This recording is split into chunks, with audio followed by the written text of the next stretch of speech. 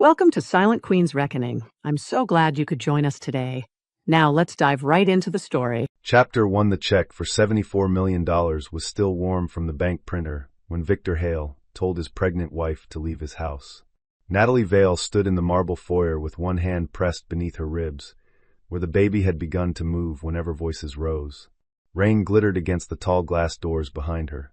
Her suitcase was at her feet because Victor's assistant had packed it before Natalie even came home from her doctor's appointment. Victor did not look like a man ending a marriage. He looked like a man admiring a clean desk. His dark suit had no wrinkle.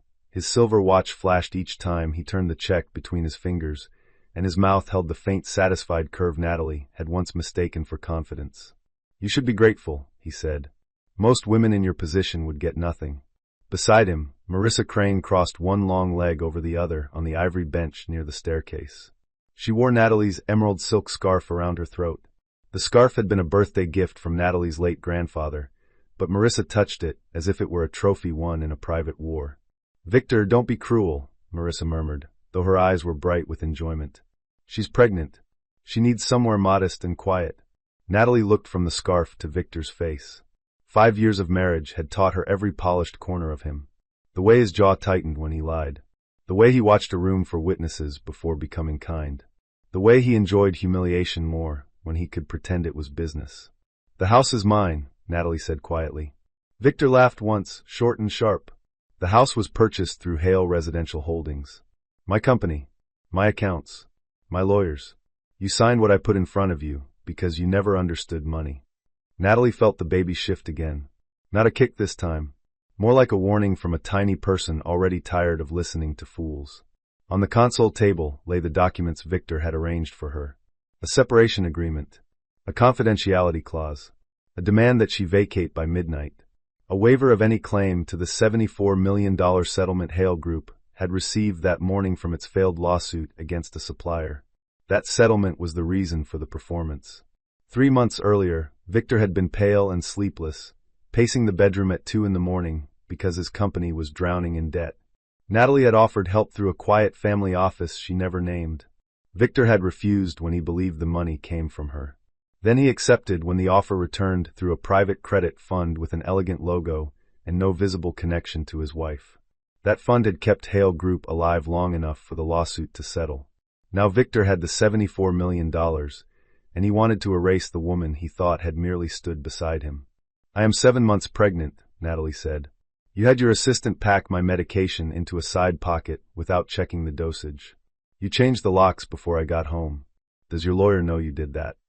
Victor's smile thinned. "My lawyer drafted the papers." "Did he draft the part where your mistress wears my scarf in my foyer?"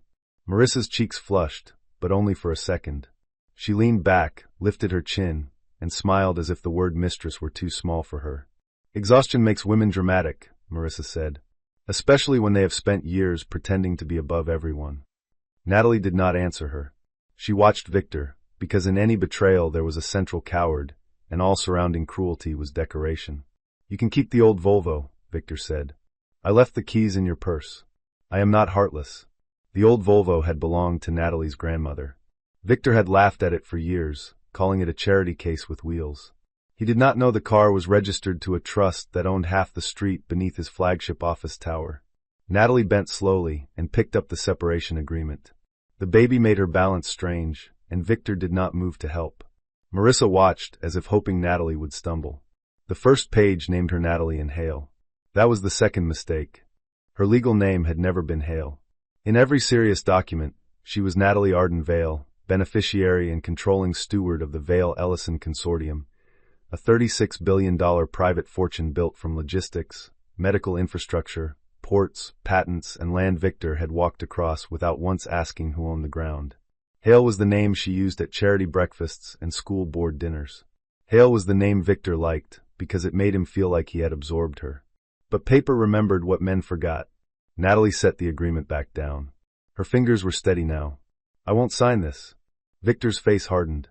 "Then I will make the next offer uglier." "No," Natalie said. "You will make the next mistake uglier."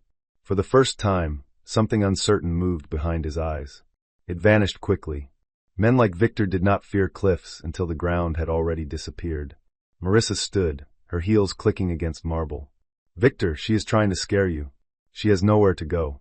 Natalie looked at the woman wearing her scarf. Marissa was beautiful in a deliberate, expensive way. Golden hair smooth as poured champagne, lips painted the color of fresh cherries, diamond studs large enough to be seen from across a courtroom. Her beauty had the brittle shine of rented confidence. "Take it off," Natalie said. Marissa blinked. "Excuse me?" "The scarf." Victor stepped between them.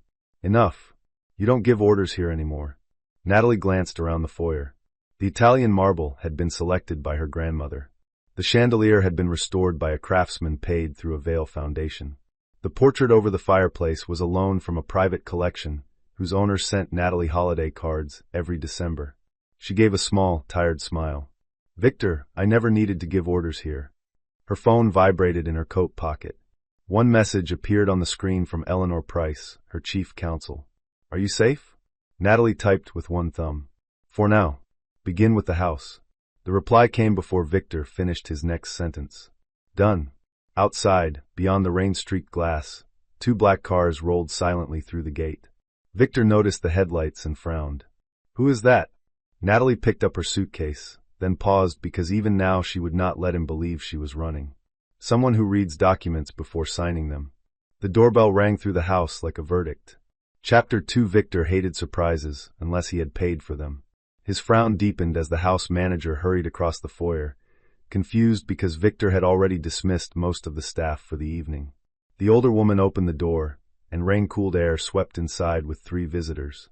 Eleanor Price entered first, silver-haired, narrow-eyed, and dressed in a charcoal coat that looked more judicial than fashionable. Behind her came Marcus Flint, head of Vail Private Security, a broad man with a calm face and hands folded in front of him. The third visitor was a city marshal holding an envelope protected beneath his raincoat. Victor's gaze moved over them with irritated suspicion. "This is private property," he said. Eleanor removed her gloves finger by finger. "Yes, that is why we are here." Natalie saw the exact moment Victor recognized the type of woman he could not charm. Eleanor did not perform intimidation. She simply occupied space as if nonsense were a stain she had no intention of stepping in. "And you are?" Victor demanded. "Eleanor Price, counsel for Arden Vail Holdings and several associated entities." She looked at Natalie, and her expression softened by one precise degree. "Mrs. Vail, are you injured?" Victor's eyes snapped toward his wife. "Mrs. what?" Natalie did not answer. She felt the baby's small pressure under her palm and focused on breathing evenly. Conflict could make a room feel hot, but panic had never helped a woman win. The marshal stepped forward. "Victor Hale." "This is absurd," Victor said. "Whatever this is, you can speak to my attorney." "You have been served." The marshal handed him the envelope. Victor took it because people like him always took paper. Paper had made him rich. Paper had hidden his affair. Paper, he believed, could be made to obey him. Eleanor spoke while he opened it. "Effective immediately, the property at 114 Briar House Lane is under enforcement notice due to fraudulent occupancy declarations and unauthorized lock changes against the controlling owner." Marissa's hand went to the scarf at her throat. Victor stared at the document. "Controlling owner?" "Arden Vail Holdings," Eleanor said. "Mrs. Vail's family office acquired the property 9 years before your marriage through Briar Lane Preservation Trust. Hale Residential Holdings has never owned the residence. Your name does not appear on the deed, the trust schedule, or the insurance policy." The silence that followed had weight. Victor looked at Natalie as if she had changed height in front of him. "You told me this house was complicated." "It was," Natalie said. "You stopped listening after you heard you could host clients here." Marissa stepped closer to Victor. The movement was small, but Natalie noticed it. Marissa had believed she was standing beside a castle. Now she had heard the foundation crack, and her body had chosen shelter before pride could object. Victor recovered enough to sneer. "Fine. She owns the house. Let her keep it. I have $74 million and a company to run." Eleanor's eyes did not move. "The $74 million is also under review." Victor's face went still. That was the first real payment of the night. Eleanor opened a slim folder. Hale Group received emergency bridge financing through Northbridge Medical Infrastructure Fund. The loan covenants required disclosure of material domestic litigation, asset transfers above $2 million, and executive conduct that could affect company valuation. Your attempt to remove Mrs. Vail from her home coerce a separation agreement, and conceal personal expenditures tied to Ms. Crane may trigger immediate audit rights. Marissa's voice sharpened. Personal expenditures? Natalie looked at her. Did you think the penthouse lease, the jewelry, and the Capri trip were paid from Victor's personal account? Marissa's mouth opened, then closed. The scarf trembled slightly at her throat. Victor crushed the envelope in one fist. You have been spying on me. No, Natalie said. You submitted reimbursement requests to a company with accountants. Marcus Flint gave a quiet cough that might have been amusement if he were a less disciplined man. Victor pointed at Eleanor. Get out of my house. Eleanor glanced around the foyer. Again, not your house. The sentence landed with the clean satisfaction of a door shutting. Natalie should have felt triumphant. Instead, she felt suddenly tired. Her back ached. The baby pressed downward. The man in front of her had once sat on the bathroom floor at 2 a.m, holding her hair, while morning sickness broke her open. Had that man been real? Or had he only been patient while he believed she was useful? Victor stepped toward her. Marcus moved half a pace. That was enough. Victor stopped. What do you want? He asked, and his voice had lost its polish. Natalie lifted her eyes to his. Tonight? My medication. My grandmother's scarf. And for you to leave this property. Marissa made a soft sound of outrage. You cannot throw us out in the rain. You were comfortable throwing out a pregnant woman at 7 months, Natalie said. Color rose high in Marissa's cheeks. She reached for the scarf, then hesitated, as if removing it would admit defeat. Natalie waited. So did everyone else. At last Marissa untied it with stiff fingers and placed it on the console table. Natalie did not touch it. Some things needed cleaning before they could come home. Victor looked at the security men visible beyond the open door. You planned this? No, Natalie said. You did. I only answered. Eleanor stepped beside her. Mrs. Vale, your car is ready. Victor's eyes narrowed at that name. Vale. As in Vale Ellison? Natalie watched recognition crawl through him piece by piece. Vale Ports. Vale Hospitals. Vale Logistics. Vale Patents. A family so private that business magazines used old photographs and cautious verbs. A fortune people in his circles spoke of the way sailors once spoke of storms, with greed and fear mixed together. Marissa whispered, Victor? He did not look at her. For 5 years, Natalie had seen him dismiss her old clothes, her quiet schedule, her refusal to appear on society pages. He had called her simple. He had called her safe. He had never imagined safety could be a locked vault with his name outside it. Natalie picked up her suitcase again.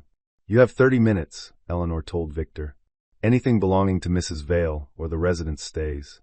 Victor's lips parted, but no command came out. As Natalie stepped into the rain, Marcus opened an umbrella over her. Behind her, the foyer glowed gold and white, a beautiful stage where the wrong actor had just forgotten his lines. She did not look back until she reached the car. Victor stood in the doorway holding the served papers. Marissa stood behind him without the scarf, suddenly ordinary in the borrowed light. The baby kicked once, hard. Natalie rested her palm over the movement. I know, she whispered. We are not done. Chapter 3. Natalie did not go to a hotel. Victor would have expected a hotel. He would have called managers he knew, charmed concierge desks, searched for her name on reservation lists, and told himself that locating her meant controlling the story. He understood public rooms. He did not understand private networks. Marcus drove through the rain to a limestone townhouse in the West End, a quiet property with no visible nameplate and a garden hidden behind black iron gates. The house belonged to the Vale Ellison Consortium, though on city records it appeared under a boring maintenance trust that no gossip columnist had ever found interesting. Inside, warm lamplight touched old wood floors. A nurse named Dana waited in the hall with a medical bag. Eleanor had arranged everything in less than 20 minutes because powerful women did not need panic when they had systems. Blood pressure first, Dana said gently. Natalie sat on a cream sofa while the cuff tightened around her arm. Her hands began to shake only after the door closed behind Marcus. It annoyed her. Not because fear was shameful, but because Victor would have enjoyed seeing it. Dana noticed and said nothing. She simply put a glass of water within reach. Eleanor stood by the fireplace scrolling through updates on her tablet. Security changed the Briar House access codes. Inventory team arrives at 8 in the morning. Victor and Ms. Crane left at 11:16 p.m. after attempting to remove 2 suitcases, 3 pieces of artwork, and a wine collection that never belonged to him. Natalie looked up. He tried to take the Turner sketch? He claimed it was a gift from a client. It was loaned by my aunt. Marcus was firm. Despite everything, Natalie almost laughed. The sound came out thin and brief, but it loosened something in her chest. Dana removed the cuff. Your pressure is elevated, but not dangerous. The baby sounds strong. You need rest, food, and no more confrontations tonight. Natalie wanted to obey. Her body wanted it more. But her mind had begun arranging facts, and facts did not sleep simply because the heart was bruised. I need the covenant files, she said. Eleanor looked over her glasses. You need soup. I need both. Soup first. That was the closest Eleanor came to tenderness. Natalie accepted it. While Dana warmed food in the kitchen, Natalie opened the tablet Eleanor handed her and reviewed the timeline. Victor had received confirmation of the $74 million settlement at 9:12 a.m. At 9:31 a.m., he had emailed his attorney asking for immediate domestic cleanup. At 10:04 a.m., Marissa had posted a private story from a jewelry boutique with the caption, New Life, New Rules. At 2:17 p.m., Victor had ordered the house locks changed. At 4:40 p.m., his assistant had packed Natalie's suitcase. At 5:05 p.m., Natalie had been listening to her obstetrician explain fetal hiccups. She stared at that timestamp longer than the others. Eleanor's voice lowered. There is more. Natalie looked up. Victor scheduled a board call for tomorrow at 9. Agenda says settlement allocation, leadership continuity, and family office debt retirement. He plans to announce that Hale Group is fully independent and repay Northbridge early. With the settlement. Yes. Can he? Technically, if he cures the debt and no default is declared before transfer, he can reduce our leverage. That is why tonight matters. Natalie set the tablet on her lap. Victor was not only cruel. He was moving fast. If he repaid the bridge loan before the audit trigger was invoked, he could frame everything as a private marital dispute and keep the company intact long enough to move assets. Marissa had not been the reason for his hurry. She had been the reward. Prepare the notice of potential default, Natalie said. Send it at 8:30. Not before. Eleanor's brow lifted. Why wait? Because I want him on the board call when it lands. For the first time that night, Eleanor smiled. It was not a warm smile. It was better. Natalie leaned back, feeling the baby's steady presence under her ribs. She had hidden her family name from Victor at the beginning, because she wanted to know whether he could love an ordinary woman. Later, she hid it because admitting the truth felt like confessing she had built a marriage on an experiment she was ashamed of. She had told herself privacy protected them both. Now she understood privacy had protected only him. Her phone buzzed. Victor. She let it ring. It stopped, then began again. Eleanor watched her. You do not have to answer. I know. Natalie accepted the call on speaker. Victor's voice came sharp and breathless. What the hell are you doing? Resting. Do you think this is funny? No. You humiliated me in my own home. Natalie closed her eyes for 1 second. Victor, you threw your pregnant wife out after receiving money that exists because my fund saved your company. Humiliation is not what happened to you. Humiliation is what you attempted and failed to complete. There was silence. Then his voice dropped. How much of it is yours? No apology. No concern. No question about the baby. Only measurement. Natalie opened her eyes. Good night, Victor. Natalie, don't you dare hang up. We can discuss this like adults. I was angry. Marissa pushed. The lawyers were aggressive. You know how these things become bigger than they are. Eleanor's expression did not change, but her eyes sharpened. Natalie understood then that Victor had moved from command to negotiation.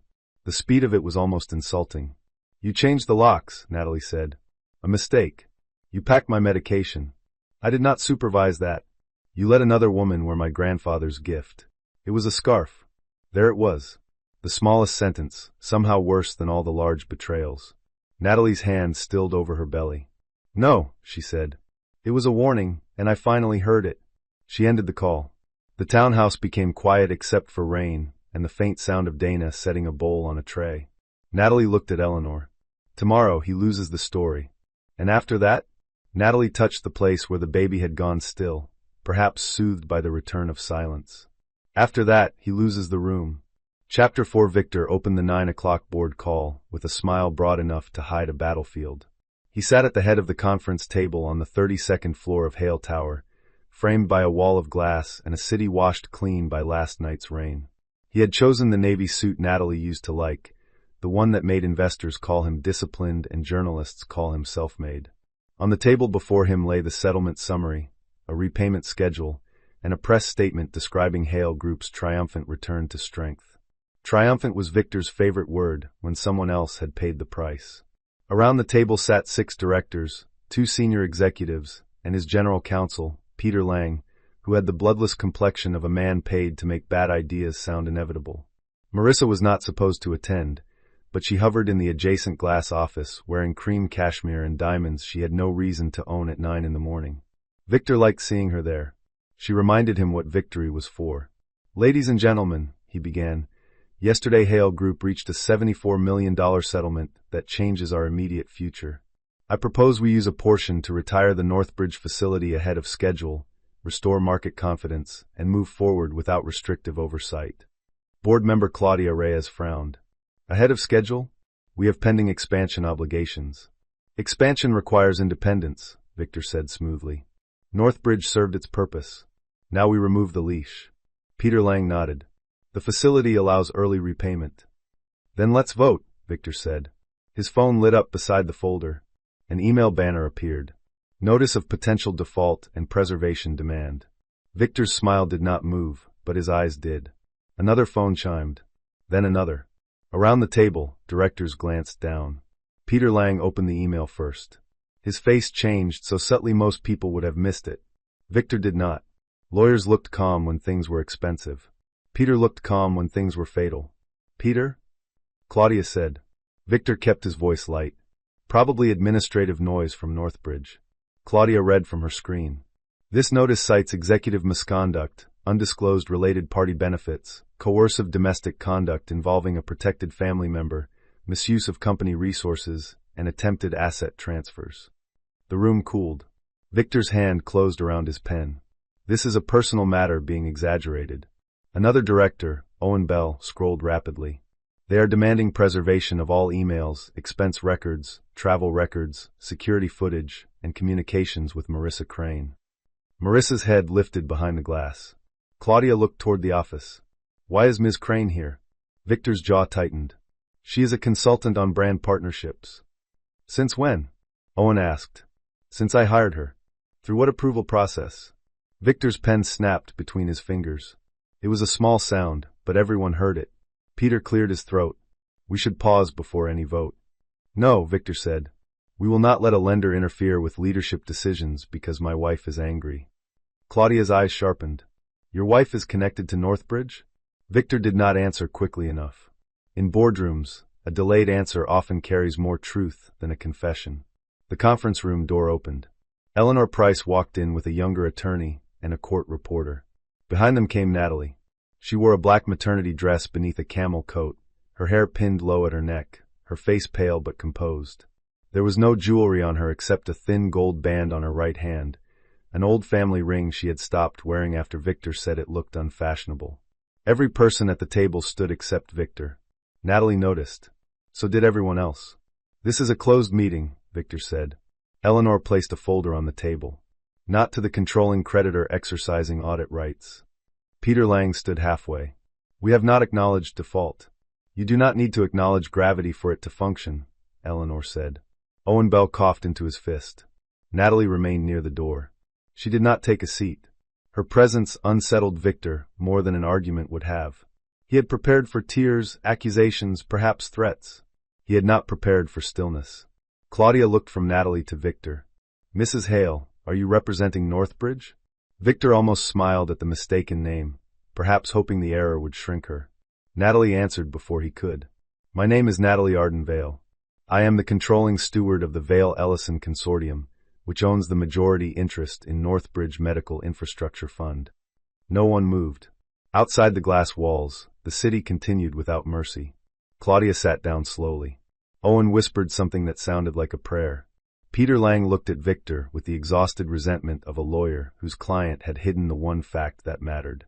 Marissa opened the glass office door. "Victor, what is she talking about?" Natalie finally looked at her. "The money." Marissa's lips parted. Victor stood. "This is theater."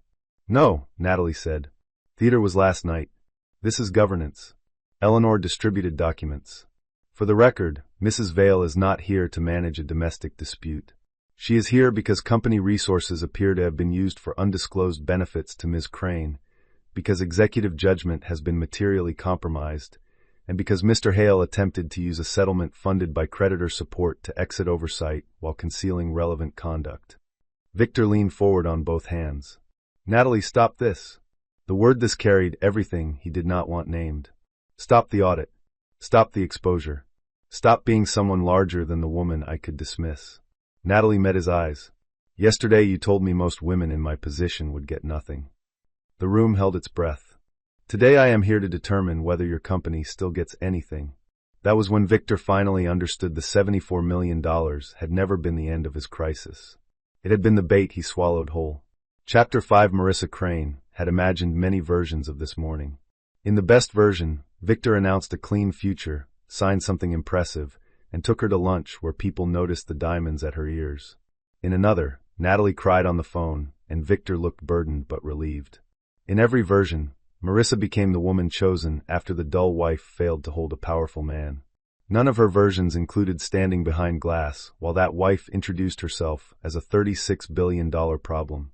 Marissa gripped the door handle until her knuckles paled. The board members no longer looked at her as a beautiful disruption. They looked at her as evidence. Evidence had a way of making beauty feel cheap.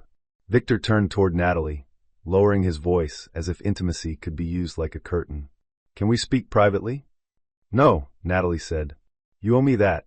Her expression did not change, but something in the room flinched on her behalf. I owe our child a record of what happened, she said. I owe myself the dignity of not hiding your choices. Claudia Reyes folded her hands. She had served on boards long enough to know when silence became complicity. Mr. Hale, before this continues, did you authorize company funds for Ms. Crane's travel, residence, or jewelry? Victor looked at Peter Lang. Peter looked at the table. Marissa's stomach tightened. Brand development expenses, Victor said. Preliminary partnership work. Natalie opened one of the folders. Capri, Monaco, Aspen. A penthouse lease under Cresswell Hospitality. 12 invoices from a personal stylist. 2 diamond purchases routed through client entertainment. Ms. Crane's brand development appears to require very little brand and extensive development. Owen Bell made the mistake of almost smiling. He corrected his face quickly. Marissa stepped into the room. I worked for those opportunities. I attended meetings.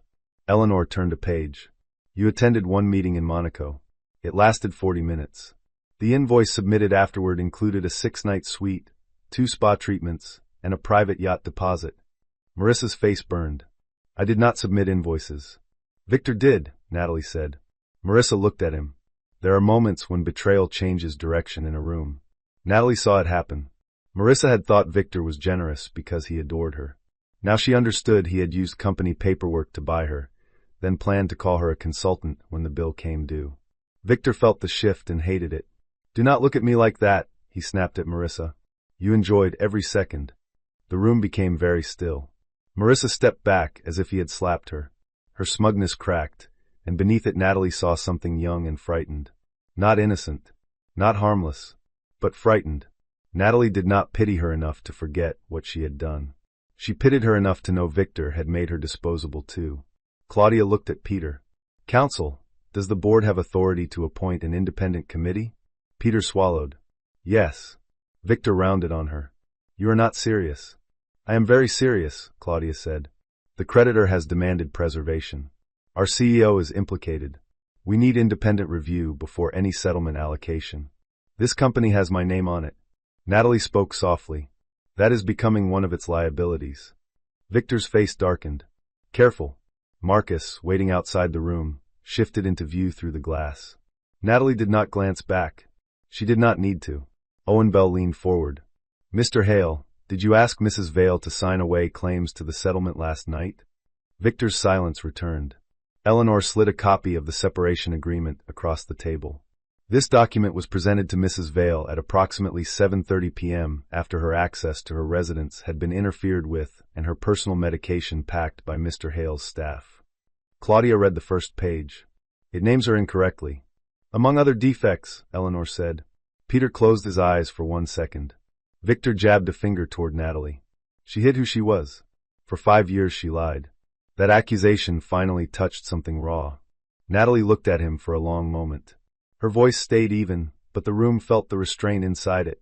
I told you I had family assets. I told you I used my own counsel. I told you not to build your pride on assumptions. You heard old money and decided it meant a few trusts and a vacation house. You heard privacy and decided it meant weakness. That was not my lie, Victor. That was your appetite. Claudia's face softened briefly, then hardened again into business. Victor laughed, but there was no humor left in him. So what happens now? You take my company because I hurt your feelings? No, Natalie said.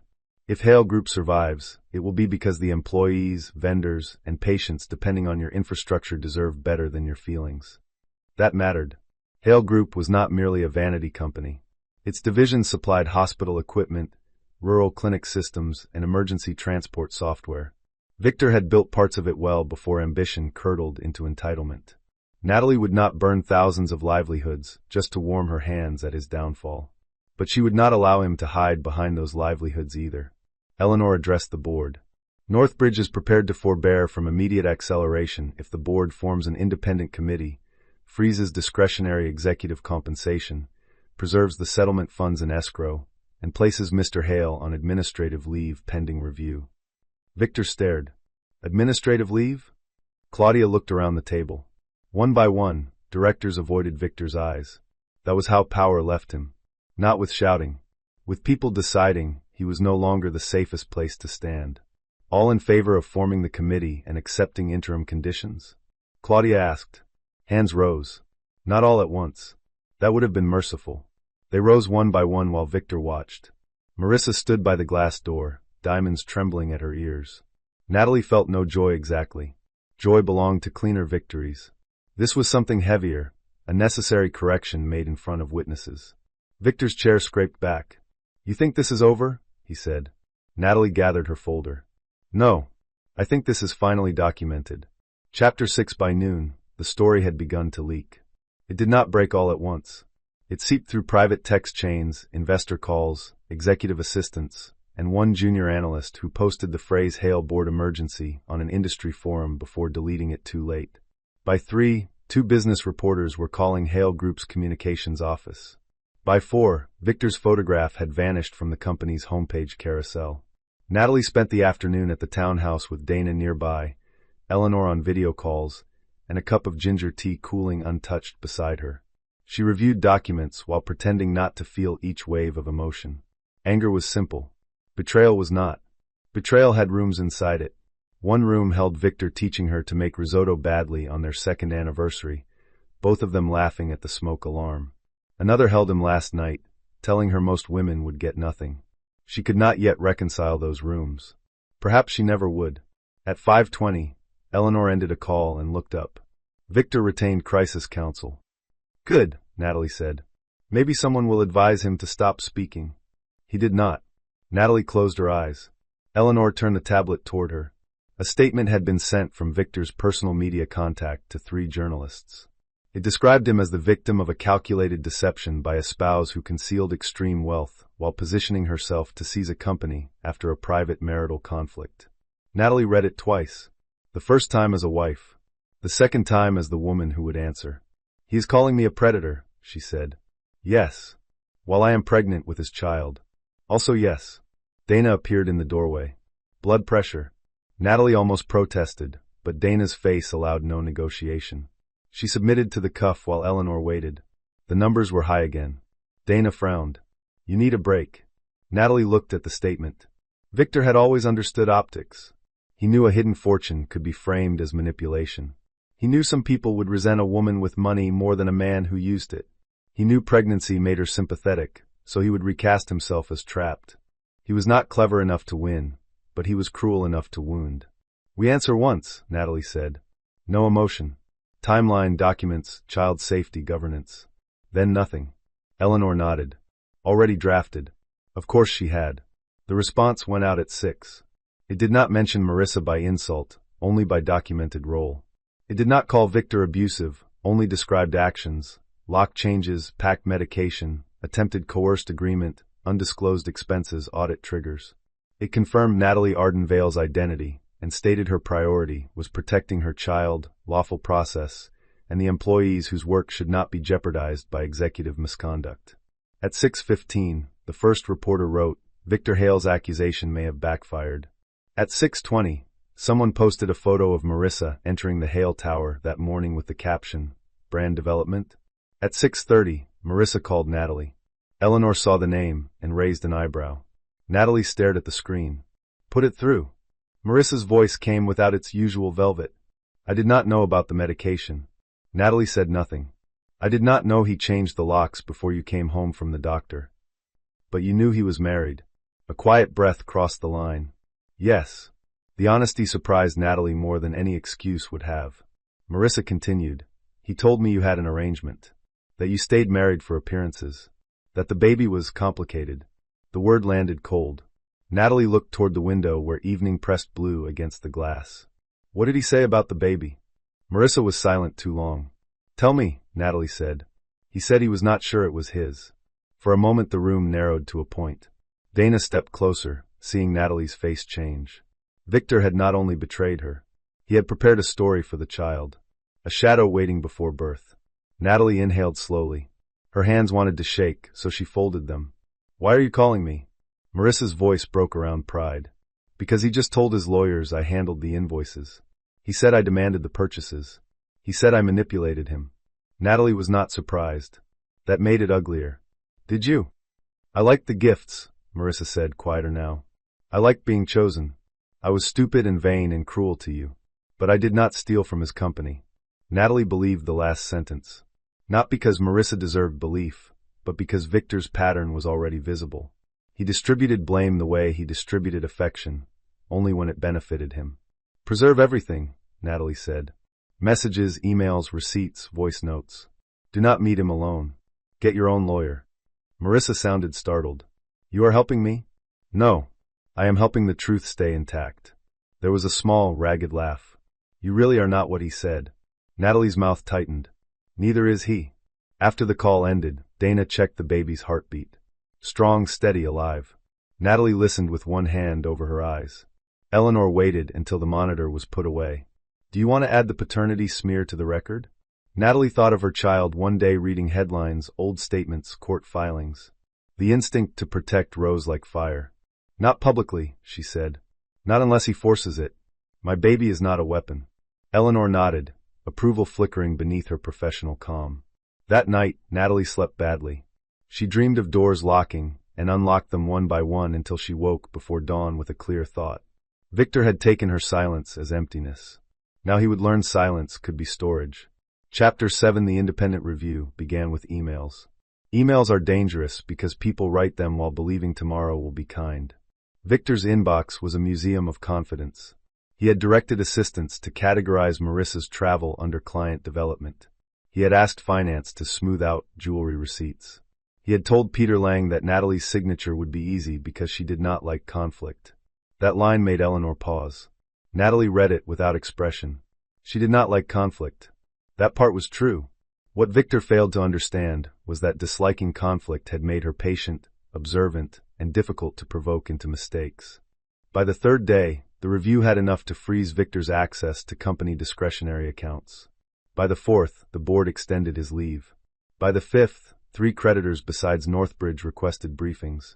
Victor responded by arriving at the townhouse gate. Natalie saw him through the security monitor at 7:40 a.m., standing in a dark overcoat with rain dampening his hair. He looked less polished than usual. Not ruined, not yet, but sleepless around the eyes.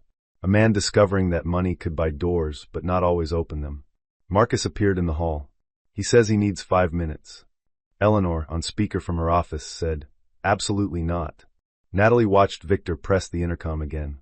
There was a time she would have answered before he had to ask twice. That memory made her angry at herself, then sad for the woman who had called endurance love. "Let him into the front parlor," she said. "Record everything." Eleanor sighed. "Natalie, 5 minutes." With Marcus in the room. Victor entered smelling of cold rain and expensive cologne. His eyes went first to her belly, and for one fragile second Natalie hoped he might ask about the baby. He did not. "You need to call off the review," he said. Hope died cleanly. Natalie sat in an armchair with a pillow at her back. She had learned the previous night that standing too long made her ankles swell. Victor noticed the pillow and looked away as if her pregnancy inconvenienced his anger. "No," she said. "You are going to destroy Hale Group. The review is designed to prevent that. Do not use that boardroom voice with me. It is the only voice you respond to." His mouth twisted. "You enjoyed it, sitting there while everyone looked at me like a criminal. You presented a coerced separation agreement to your pregnant wife after changing the locks on a house you did not own. I was furious because you lied about who you were. You were furious because the woman you underestimated had records." Victor paced once to the window. Marcus stood near the door, silent and inconvenient. "We can fix this," Victor said. He turned back, softening his face with visible effort. "Natalie, we are having a child. We should not be at war."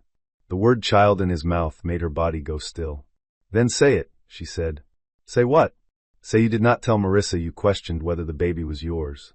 Victor's face changed by half an inch. "Enough." Natalie felt something inside her close, not violently but with final precision. "You did," she said. "I was angry. You were preparing a defense. I never would have used it. You already used it. You put doubt in another woman's mouth before your daughter took her first breath." Victor blinked. "Daughter?" The question escaped him before strategy could stop it. Natalie stared. They had not told anyone the baby's sex.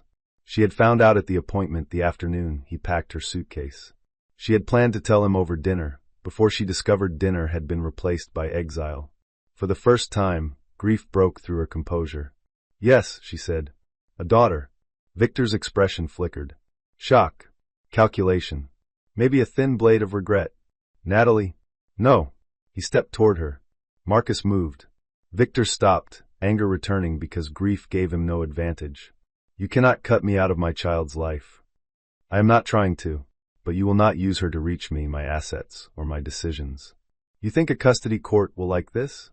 A billionaire heiress hiding behind security while alienating a father?" There he was again, rehearsing headlines. Natalie's sadness hardened into clarity. "Custody courts also read messages," she said. "They read medical timelines. They read threats. They read financial records. Most importantly, they read patterns." Victor leaned close enough that Marcus shifted again. "Be careful, Natalie. People hate women like you. Women with money? Women who pretend to be victims while holding all the power." She looked at him then, really looked. The man before her was not a stranger. That was the terrible part. He was an extension of every small dismissal she had forgiven.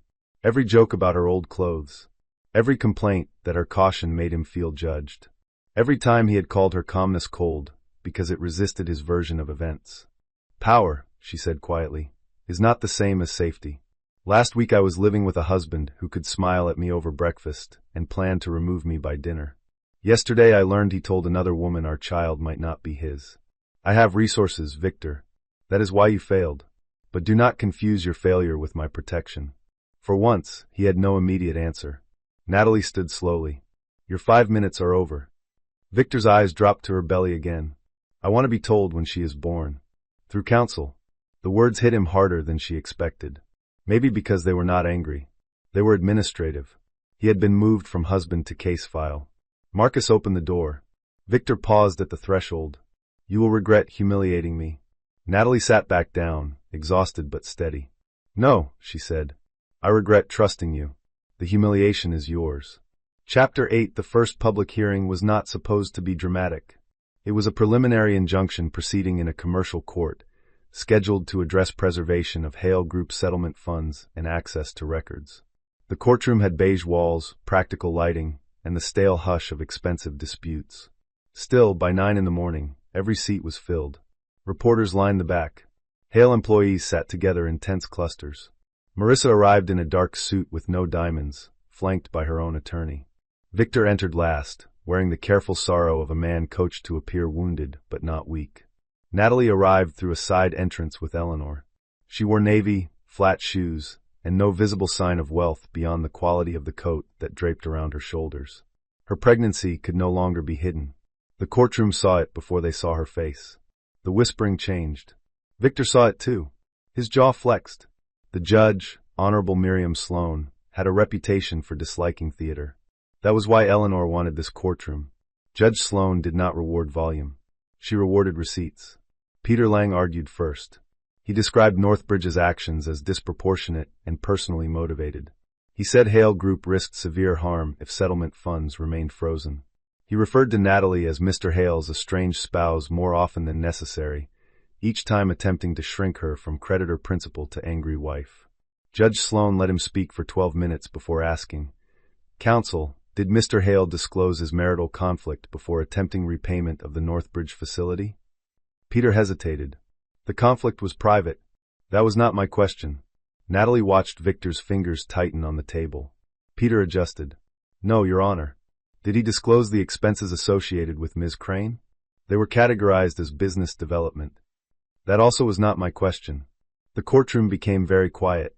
Peter said, "No, Your Honor." Eleanor rose. Natalie had seen Eleanor dismantle billion-dollar claims in rooms where no one raised a voice. Still, watching her in court was different. She did not attack.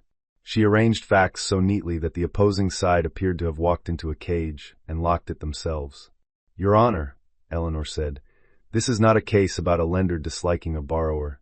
This is a case about a borrower accepting emergency financing under strict covenants, receiving a substantial settlement, and immediately attempting to remove oversight while concealing executive conduct that created material risk."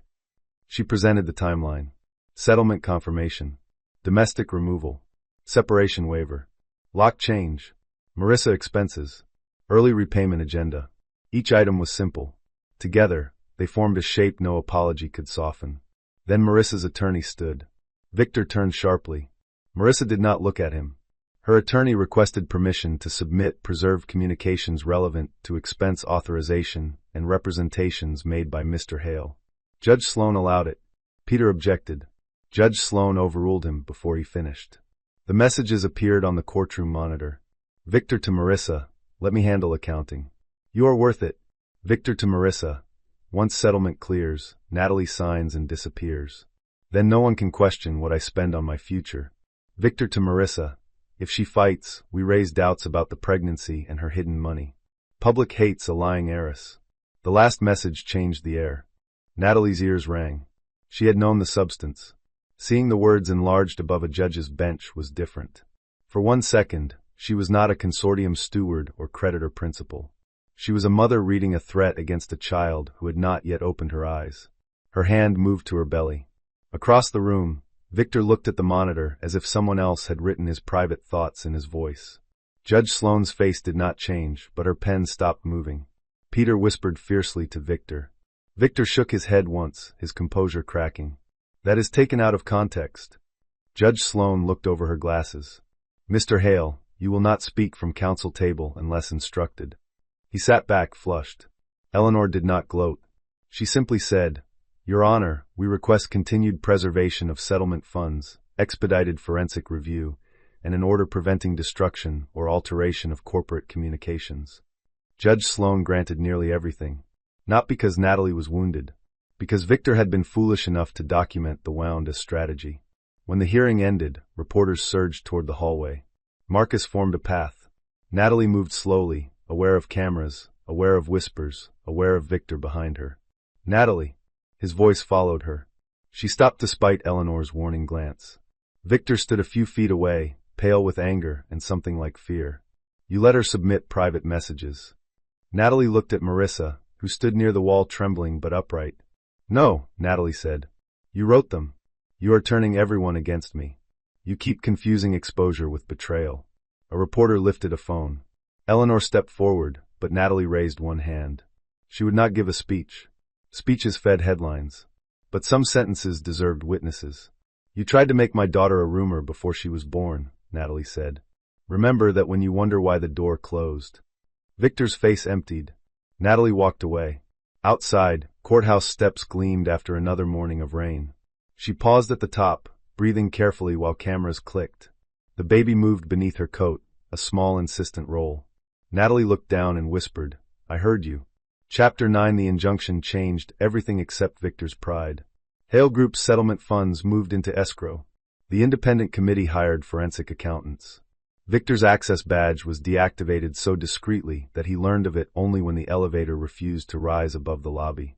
Someone recorded him shouting at building security. By nightfall, The clip had reached every investor who once praised his control. Natalie did not watch it. She had more important work. The consortium team gathered in the townhouse dining room, where old portraits looked down on laptops, annotated contracts, and half-empty cups of coffee. Eleanor led the legal strategy. Claudia Reyes joined by encrypted video from Hale Tower. A restructuring advisor named Jonah Pierce presented options for protecting the company's operating divisions without rewarding Victor. If we force a sale under pressure, Jonah said, predatory buyers will cut staff and strip the medical systems unit. Short-term recovery, long-term damage. Natalie looked at the chart. The medical systems unit served rural hospitals. One of those hospitals had treated her grandmother after a stroke. Another had delivered babies in a county where no other maternity ward remained open. Victor would accuse her of sentiment if he were in the room. He had never understood that sentiment and strategy were not enemies when both were disciplined. No fire sale, Natalie said. Stabilize the divisions. Remove executive contamination. Offer bridge support tied to governance reform and employee protections. Jonah nodded. That means you are effectively rescuing his company again. No, Natalie said. I am rescuing the parts he used as cover. Eleanor made a note. Claudia's face on screen showed fatigue and relief. The board can support that if Victor is formally suspended and later removed for cause. Can you get the votes? After court? Yes. The practical conversation steadied Natalie. Betrayal had made the world feel slippery. Numbers, covenants, and board procedures gave it edges again. At 10, the meeting paused. Dana insisted Natalie eat. The others pretended not to notice when the nurse put a plate directly in front of her, like a commandment. Eleanor waited until Natalie had taken 3 bites before saying, Your mother called. Natalie froze. Of all the battles ahead, that one had the oldest roots. Helena Vale lived mostly in Geneva and spoke in polished sentences that could praise and punish in the same breath. She had warned Natalie against marrying Victor. Not because he lacked pedigree, as tabloids would have assumed, but because he performed humility the way some men perform charity, best when watched. Natalie had defended him then. Love makes advocates of people who should be witnesses. What did she say? Natalie asked. She is flying in.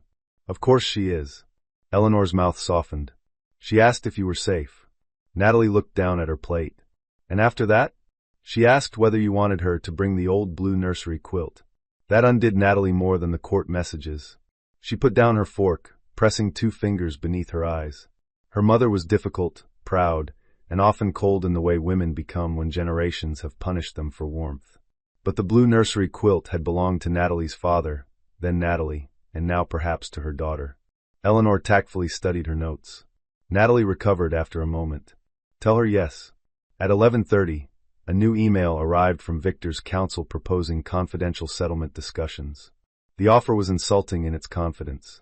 Victor would resign as CEO after 6 months, retain founder shares, receive a consulting agreement, and agree not to contest custody if Natalie released personal claims and withdrew any support for criminal referral related to expenses.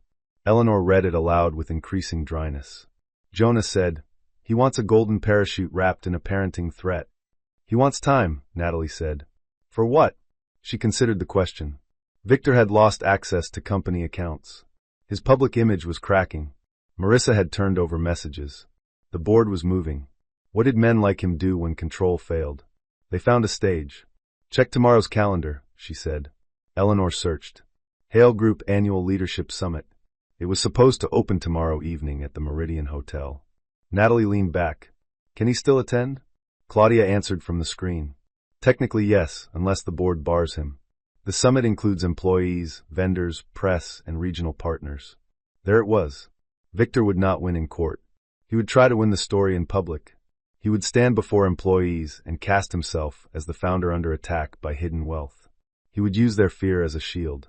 Natalie felt the baby press beneath her palm. Do not bar him, she said. Eleanor's eyes narrowed.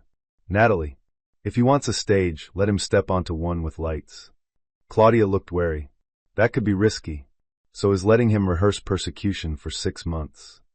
Eleanor studied her. What are you planning? Natalie looked at the summit agenda. Victor's keynote title was still listed, Building What Lasts. The irony was almost generous. A correction, she said. Chapter 10. The Meridian Hotel ballroom could hold 800 people, and by 7 on Thursday evening it held more fear than celebration. Hale Group employees stood in clusters beneath chandeliers, speaking in low voices. Vendors watched the entrances. Reporters pretended to admire the floral arrangements while checking their phones. The company banner still showed Victor's profile beside the words "Building What Lasts," though someone had quietly removed his title from the program. Victor arrived to a scatter of uncertain applause. He wore black tie and a wounded expression. Marissa was not with him. That absence was strategic, but the room noticed anyway. So did Natalie, watching from a private room above the ballroom with Eleanor, Claudia, and Marcus.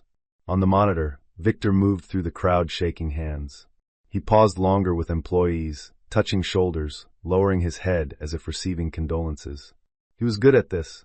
Natalie had loved that once, his ability to make people feel personally seen. Now she understood, he also measured them while smiling. Claudia crossed her arms. He changed the keynote title. The screen zoomed to the podium card. Truth, Loyalty, and the Future of Hale. Eleanor made a sound of disgust. Subtle. Natalie stood carefully. The black dress she wore skimmed her belly. Over it, she had placed a cream coat with a high collar, not armor exactly, but close enough. Her mother's plane had landed an hour earlier, and Helena was already downstairs in the ballroom, seated near the front like a blade wrapped in pearls. Ready? Eleanor asked. Natalie looked at the monitor. Victor had reached the stage. Not ready, she said. But clear. Victor began with gratitude. He thanked employees for their loyalty, partners for their patience, and families for their sacrifice. He spoke about building from nothing, about storms, about the danger of outsiders who did not understand the soul of a company. He did not name Natalie at first. He let the shape of accusation form before giving it a target. Many of you have read stories this week, he said. Stories about my family, my marriage, my company. I will not dignify every distortion, but I will say this. Hale Group was not built by inherited money hiding in the shadows. The room shifted. Natalie watched employees look at one another. Some were moved. Some were embarrassed. Some were angry because fear needed somewhere to go, and Victor was offering them a direction. This company was built by work, he continued. By late nights, missed birthdays, risk, and loyalty. No private fortune can understand that. Helena Vale, visible in the front row, lifted one eyebrow. Victor saw her, but did not recognize her. That was his mistake. He recognized logos, not lineages. So tonight, Victor said, voice rising, I ask the board and our partners to reject intimidation. I ask them not to let one person's private revenge threaten thousands of jobs. That was the cue. Claudia walked onto the stage from the left. Victor's smile froze. Claudia? She took the second microphone. Thank you, Victor. Since you have raised governance matters in front of employees and partners, the board will provide a brief factual update. The ballroom went silent. Victor leaned close, still smiling for the crowd. Do not do this. The microphone caught it. Every speaker in the ballroom carried the whisper. Natalie closed her eyes for half a second. Even now, he forgot the room could hear him. Claudia turned to the audience. Hale Group's board has formed an independent committee. Settlement proceeds remain preserved by court order. Mr. Hale is on administrative leave pending review. Operations will continue. Payroll is protected. Vendor obligations will be prioritized. No employee should accept rumors that lawful oversight equals abandonment. Relief moved through parts of the room. Victor reached for the microphone. Claudia stepped back. Then the central screen behind them changed. Not to scandal. Not to private messages. Natalie had refused that. Employees did not need a spectacle of marital cruelty to understand corporate risk. The screen showed a restructuring guarantee. Vale Ellison Consortium commits up to $1.2 billion in stabilized financing for Hale Group operating divisions, conditional on independent governance, employee retention protections, and removal of conflicted executive authority. The ballroom inhaled. Victor turned toward the screen as if it had struck him. From the audience, a reporter whispered, $1.2 billion? Claudia continued. This commitment protects the company's mission while review proceeds. It does not protect misconduct. Only then did Natalie enter. She came through the side aisle, not from backstage. Cameras swung toward her. Conversations died in layers. She passed employees who had seen her at holiday parties carrying trays, speaking softly to spouses, leaving before speeches. Many had never known her last name was not a footnote to Victor's. Victor watched her approach with fury breaking through his stage face. Natalie climbed the steps slowly. Claudia offered an arm. Natalie accepted it, because pride was useless if it made a pregnant woman fall.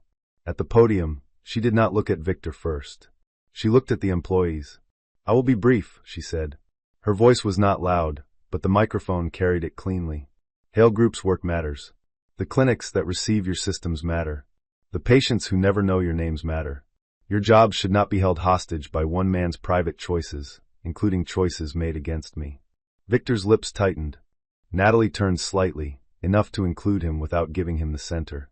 "I did not come here to ask you to hate Victor Hale. Hate is unstable. It burns too hot and teaches too little. I came here to say the company will not be destroyed to preserve his pride." The sentence landed harder than any insult. In the front row, Helena Vale watched her daughter with an expression Natalie could not read. Perhaps pride. Perhaps sorrow. Perhaps both, as mothers often carry them braided together. Victor stepped toward the microphone. "And what about our family, Natalie? Will you tell them you hid $36 billion from your husband?" There it was, flung like meat to a crowd. Natalie faced him fully. "I hid nothing that entitled you to cruelty." The room fell into a silence, so complete the chandeliers seemed to hum. Victor's face flushed. "You let me struggle. I saved your company through a fund you respected only because you did not know it was connected to your wife. You deceived me. You underestimated me. Those are different sins." Someone in the audience gasped softly. Someone else began to clap, then stopped, unsure. Natalie looked back at the crowd. "The review will continue. Employees will receive direct updates. Vendors will be contacted by tomorrow morning. No one in this room should have to choose between truth and a paycheck." She stepped away from the podium. Victor remained under the lights, but the stage no longer belonged to him. That was the reversal he could not survive. Not because he had been shouted down, but because he had been outgrown in public. Chapter 11. After the summit, Victor stopped pretending. His lawyers sent aggressive letters. His media allies floated stories about secret heiresses and weaponized maternity.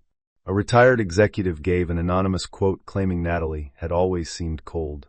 Someone leaked that she had refused to take Victor's calls, as if refusing emotional ambush were a crime. The attacks might have worked if Victor had not already shown the world his hand. Employees began sending statements to the independent committee. Assistants described altered expense descriptions. Finance managers produced emails they had quietly saved. A driver confirmed trips to Marissa's penthouse during work hours. A receptionist remembered Natalie arriving at Hale Tower with homemade cookies for a staff fundraiser, while Victor was upstairs arguing that his wife lacked business instincts. Small memories gathered. They mattered because downfall is rarely one dramatic secret. More often, it is 1,000 people finally admitting what they noticed. Natalie spent the next week moving between legal calls, medical appointments, and meetings about the stabilization plan. Her mother stayed in the townhouse guest room and filled the nursery with quiet efficiency. The old blue quilt arrived in tissue paper. So did a silver rattle, 3 boxes of books, and a handwritten note from Helena that read, "You were never foolish for loving. Only human. Now be human and protected." Natalie read it twice, then placed it in the nursery drawer. One evening, she found Helena standing in the half-finished nursery, looking at the crib. "You should sit," Helena said without turning. "Everyone keeps saying that. Everyone is correct." Natalie sat in the rocking chair. Her back hurt. Her feet hurt. Her heart hurt in a less dramatic but more persistent way. Helena adjusted the quilt over the crib rail. "I owe you an apology." Natalie looked up, startled. Helena Vale apologized about as often as eclipses repeated on command. "For what?" "I warned you about Victor as if intelligence should have saved you from pain. That was unfair. Intelligence does not make a woman immune to hope." The words entered quietly and stayed. Natalie looked at her hands. "I thought if I kept the money out of the marriage, I would know what was real." "And did you?" "For a while I thought so." Helena came to stand beside the chair. Her face was composed, but her eyes were tired. "Money reveals. Lack of money reveals. Power reveals. So does inconvenience. You were pregnant and inconvenient to his next ambition. That revealed him." Natalie swallowed. Downstairs, Eleanor's voice carried faintly from a call. Life continued arranging itself around emergency. "I still feel ashamed," Natalie admitted. "Because he betrayed you? Because I let him close enough to do it." Helena's expression sharpened with maternal anger. "Do not confuse being loving with being careless. He is responsible for what he did with your trust. Natalie closed her eyes. Her mother's hand settled awkwardly on her shoulder, as if affection were a language learned late, but still worth speaking. Your daughter will need that lesson, Helena said. So learn it before she asks. The baby kicked then, strong and sudden. Helena's hand jerked in surprise. For the first time in days, Natalie laughed fully. Helena stared at her daughter's belly with offended wonder. Assertive. She has opinions. Good. The moment did not heal everything. Nothing honest heals everything at once. But it placed one warm stone in the cold river Natalie had been crossing. The next morning, the independent committee delivered its interim findings to the board. Victor had misclassified over $9 million in expenses. He had directed staff to prepare a separation agreement that attempted to waive claims tied to funds he knew were under covenant restrictions. He had failed to disclose a personal relationship with Marissa while routing benefits connected to her through business categories. He had discussed public strategies to undermine Natalie's credibility and her child's legitimacy. The board voted to remove him as CEO for cause. Victor received the news in his lawyer's office. Natalie received it at her obstetrician's office while listening to her daughter's heartbeat. Eleanor texted only one sentence. It is done. Natalie looked at the monitor where the baby's profile floated in gray and white. Tiny nose. Tiny hand near her face. A life still forming, already surrounded by contracts and storms and women determined she would not inherit silence as a family tradition. Good, Natalie whispered. The technician smiled, thinking she meant the heartbeat. Natalie did. She also meant the door closing behind Victor's borrowed throne. Chapter 12 Victor's removal should have sobered him. Instead, it made him reckless. 2 days after the board vote, he filed a petition seeking emergency access to marital assets, claiming Natalie had used hidden wealth to financially isolate him. He also requested immediate shared decision-making authority over the unborn child, arguing that Natalie was likely to flee the jurisdiction. Eleanor read the filing in silence. Then she removed her glasses and pinched the bridge of her nose. He is claiming you are a flight risk because your mother owns aircraft. Natalie, who had slept 3 hours, stared at her tea. Technically the consortium owns aircraft. Please do not help him. The filing was absurd in places, dangerous in others. Victor asked the court to prevent Natalie from making unilateral decisions affecting the child's financial identity, a phrase Eleanor translated as he wants access to trust planning. He accused her of reputational sabotage while attaching articles generated by his own public statements. He described Marissa as a former consultant whose relevance had been exaggerated. Marissa's attorney responded within hours with preserved messages and a statement that Ms. Crane would not participate in any false narrative minimizing Mr. Hale's representations to her. Natalie read that line twice. Marissa was not redeemed, but she was no longer useful to Victor. Sometimes that was enough to make a person tell the truth. Family court moved the emergency hearing to Friday. The courtroom was smaller than commercial court, less crowded, more intimate in a way Natalie disliked.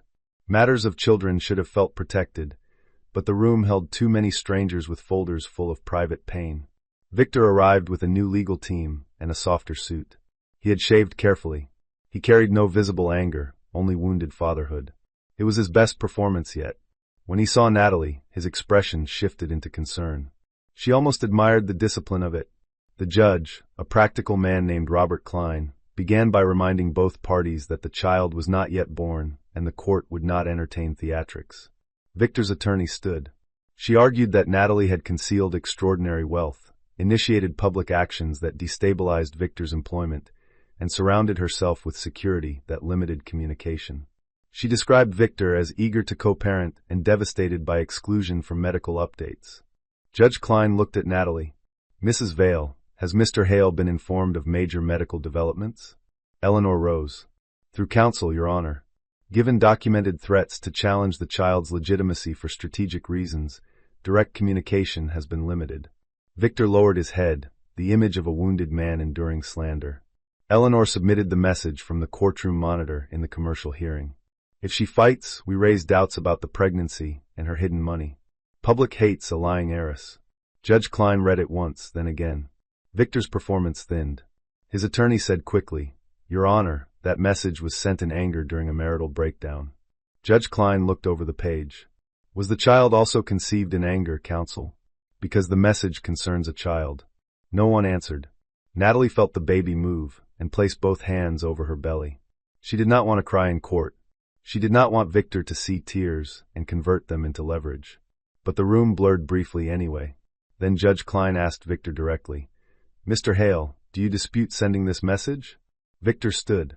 "No, Your Honor, but I was under extreme distress after discovering my wife had concealed a fortune and had influence over my company."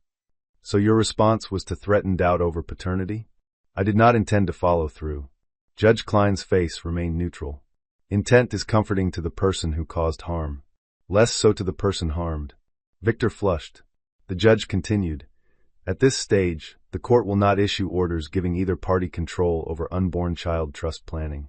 That request is premature and, frankly, troubling. Medical updates will be provided through counsel unless Mrs. Vale consents otherwise. Mr. Hale is restrained from public statements questioning paternity or disparaging the child's legitimacy. Any violation will affect future custody considerations." Victor's jaw worked. His attorney touched his sleeve, warning him not to speak. For once, he listened. After the hearing, Natalie waited in a side corridor while Eleanor handled paperwork. The hallway smelled of old carpet and coffee. She leaned against the wall, suddenly drained. Victor approached despite Marcus stepping into view. "I didn't want the baby," he said. The sentence was not enough. It was also not nothing. Natalie studied him. Without the stage, he looked smaller. Still handsome, still dangerous, but less inevitable. "Wanting is not parenting," she said. His eyes reddened, whether from anger or grief she could not tell. "Do you plan to erase me?" "No. I plan to require you to become someone who cannot erase others." He looked away. "That may take a while," she added. For a second, something like a bitter laugh moved through him. "You always did know where to cut." "No," Natalie said. "I learned from where you struck." Marcus escorted her to the car. On the drive home, Natalie watched the city pass in strips of gray stone and winter light. She did not feel victorious. She felt protective. There was a difference, and she was beginning to trust it. Chapter 13, the new structure of Hale Group, was announced 3 weeks later. Victor's founder shares would be placed under voting restriction pending final review. The medical systems and rural infrastructure units would receive stabilization, funding through a Vale Ellison facility with strict oversight. Claudia Reyes would serve as interim chair. Jonah Pierce would lead restructuring. Employees would keep benefits through the transition. Executive perks would be reviewed, trimmed, and in several humiliating cases, eliminated. The announcement did not mention Natalie's marriage. That was deliberate.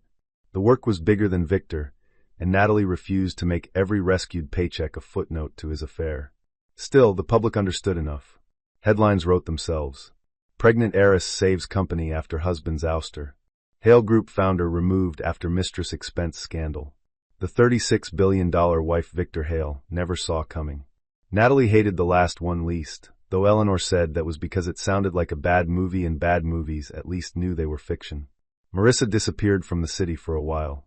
Through her attorney, she returned jewelry purchased with company funds and provided testimony to the review.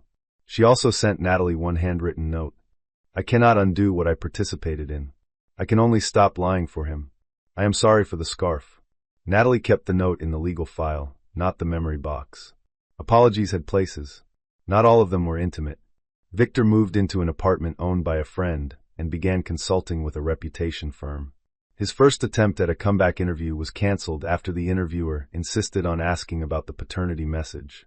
His second attempt never aired because the board's final report was released the same morning. The final report was worse than the interim one. It found not only expense misconduct, but a pattern of pressure on subordinates, retaliatory reassignment, and misrepresentation to lenders. It did not recommend criminal charges directly, but it referred certain findings to appropriate authorities. That phrase, cold and bureaucratic, followed Victor like a shadow. Natalie read the report in the nursery at midnight, because sleep had become theoretical. The baby's due date was 3 weeks away. The nursery smelled faintly of lavender and new wood. On the shelf sat books Helena had selected with aggressive literary standards. On the dresser lay folded cotton clothes, so small they made Natalie emotional in ways billion-dollar negotiations did not. She stopped reading at a paragraph describing Victor's instruction to staff, "And will not fight if we make it embarrassing." And not Natalie. Not wife. Not mother of his child. A letter to be managed. She closed the report. There would always be people who mistook gentleness for a lack of teeth. The lesson was not to become cruel first. The lesson was to keep one's teeth and still choose carefully when to show them. Her phone rang softly. Victor. She considered ignoring it. Then she saw the time and answered through the recorded line. Is something wrong? She asked. His voice was hoarse. I read the report. So did I. Some of it looks worse than it was. Natalie said nothing.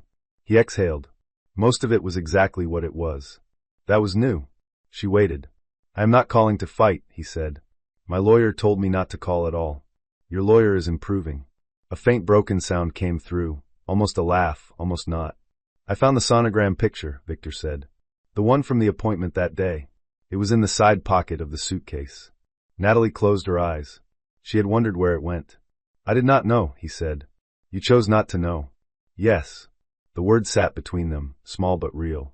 Victor continued. I keep thinking about the foyer. You standing there. I thought you would cry and sign. That is what I thought of my wife.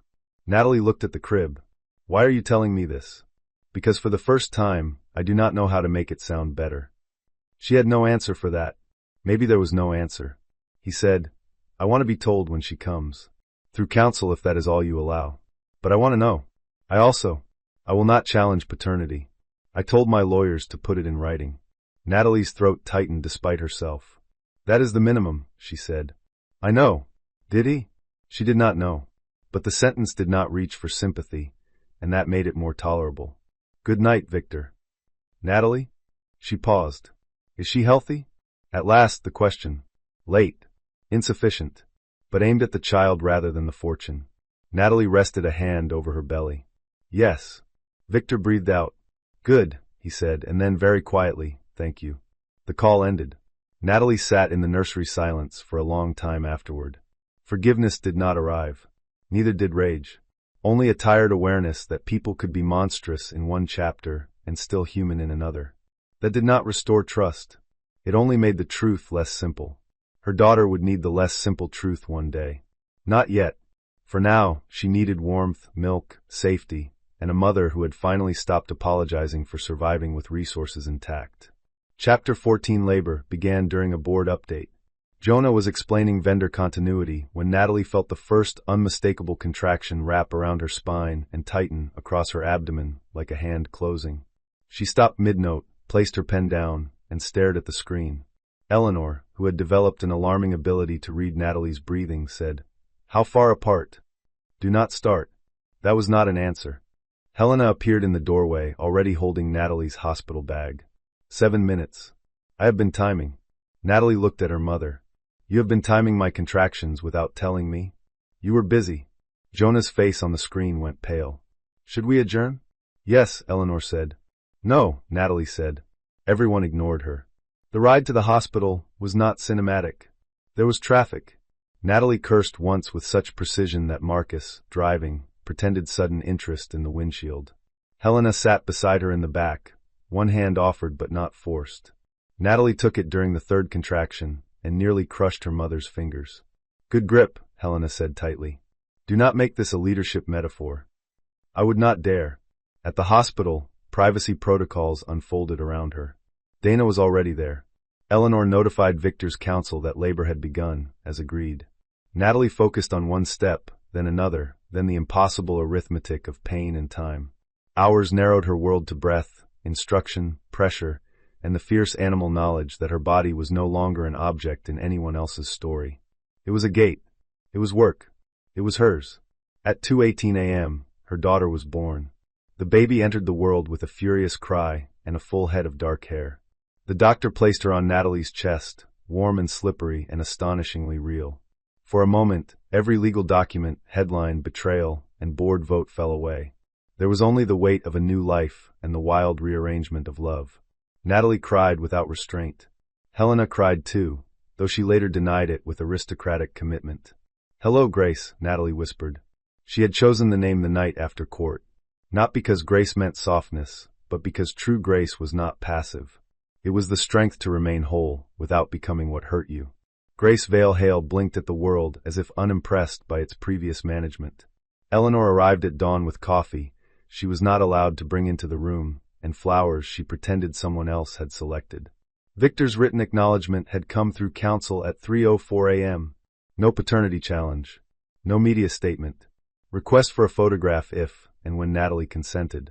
Natalie read the message while Grace slept against her. Helena watched from the window. You do not have to. I know. She looked at her daughter's face. Grace had Victor's mouth. That hurt. Then Grace yawned with such offended drama that Natalie laughed, and the hurt loosened enough to breathe around it. One photograph, Natalie said. No posting. No forwarding beyond counsel. He can see that she is here. Eleanor sent it through the agreed channel. Victor's reply came 20 minutes later. She is beautiful. Thank you. I am sorry. Natalie did not answer. An apology sent to a hospital room could be true and still too small for the damage. She let it remain unanswered because not every sentence deserved immediate care. 2 days later, she took Grace home to the townhouse. The nursery waited with the blue quilt folded over the chair, not in the crib because Helena had read modern sleep guidelines with the intensity of a hostile takeover. Flowers filled the hall. Staff moved softly. Outside, reporters lingered, but Marcus kept them behind the gates.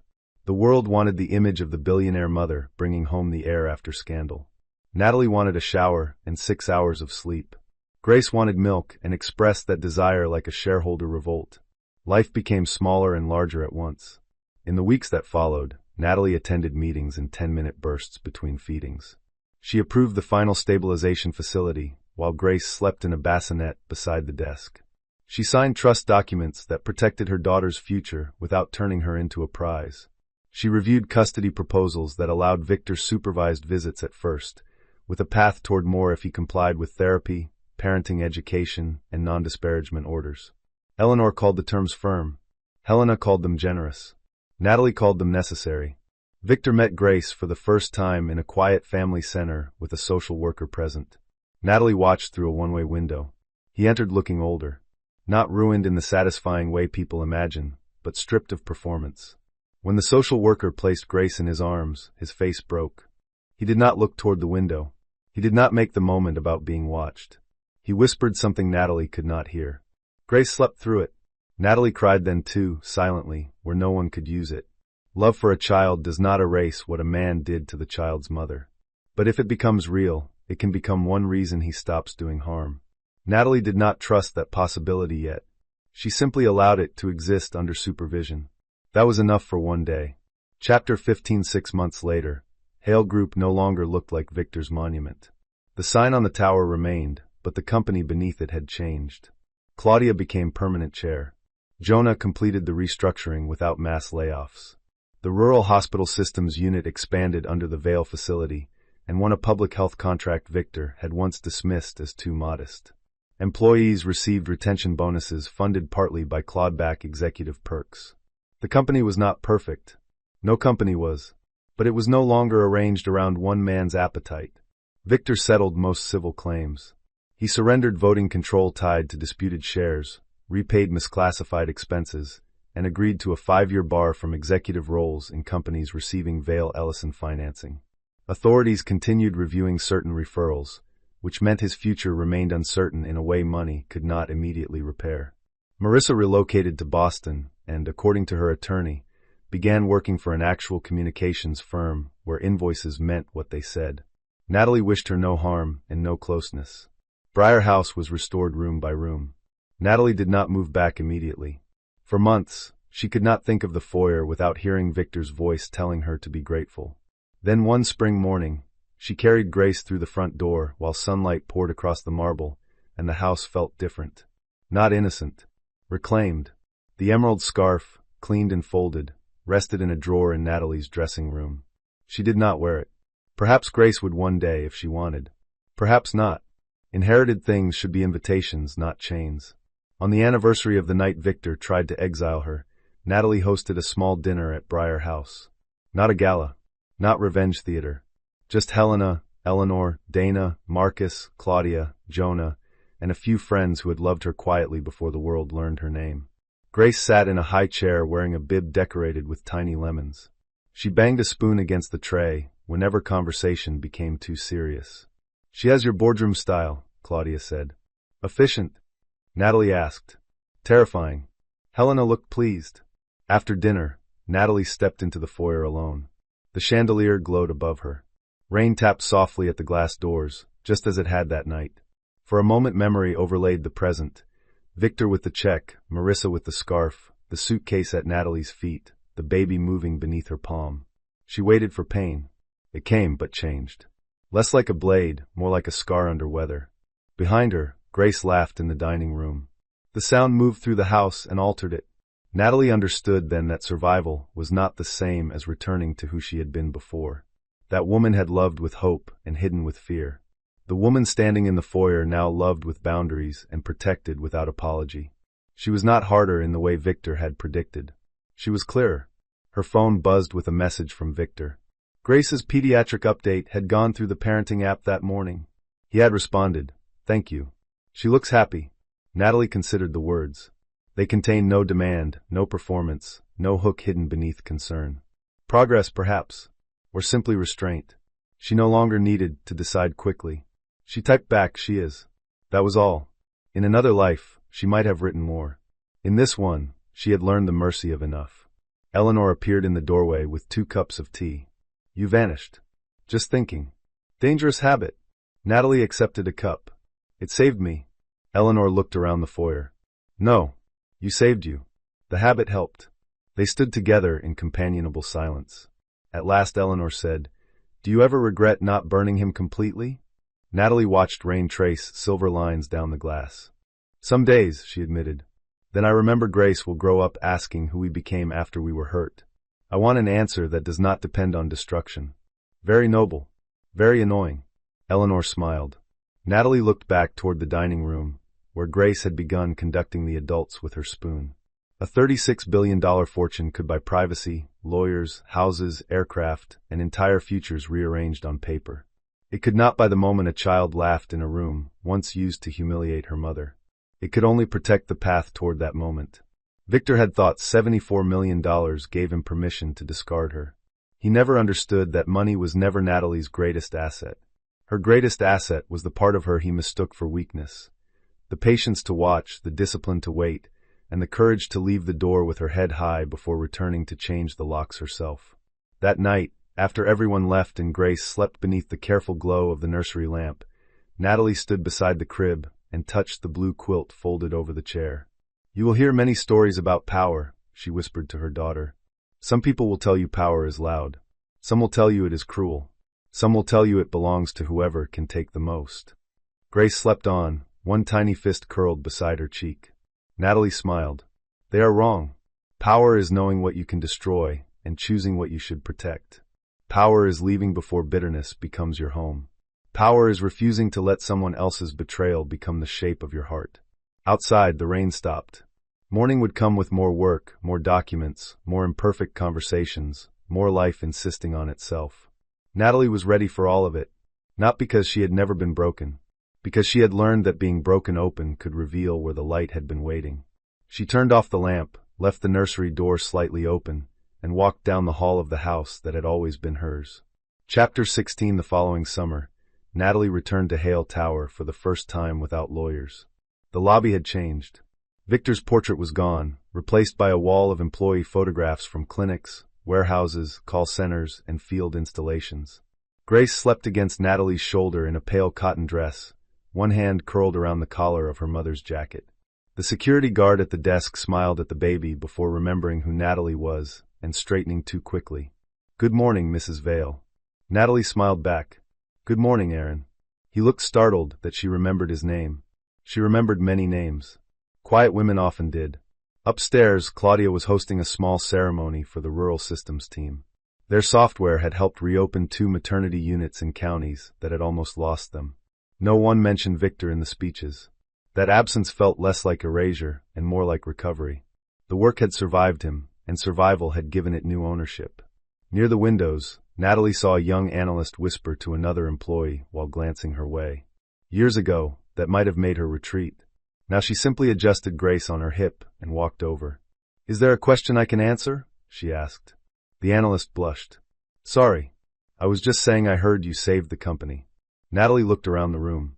Engineers laughed beside nurses. A logistics manager hugged a hospital administrator. Claudia argued with Jonah over cake portions with the seriousness of a merger. "No," Natalie said. A lot of people saved it. I only stopped one person from using it as a mirror. The analyst seemed to consider that. Then she nodded as if filing it somewhere useful. Later, when the ceremony ended, Natalie took Grace to the window. The city stretched below in bright steel and summer haze. Somewhere in that city, Victor was beginning again in a smaller way, under supervision, with fewer rooms available for his ego. He saw Grace twice a month now. He arrived on time. He did not bring cameras, gifts too expensive for a baby, or complaints disguised as concern. Natalie did not call that redemption. She called it compliance with the first requirements of decency. That was enough for the present. Grace woke and blinked at the skyline. Her tiny fingers opened against the glass, reaching for a world she did not yet know had already tried to bargain over her name. Natalie kissed her hair. "You do not have to inherit my battles," she whispered. "Only my courage." Behind her, the room filled with applause for people whose names would never trend online, but whose work would keep strangers alive. Natalie turned toward the sound, holding her daughter close. The best revenge, she realized, was not watching Victor fall forever. It was building a life so solid that his fall became only one chapter in a much larger story. Subscribe for more stories about quiet women, hidden power, and the moment betrayal meets consequences.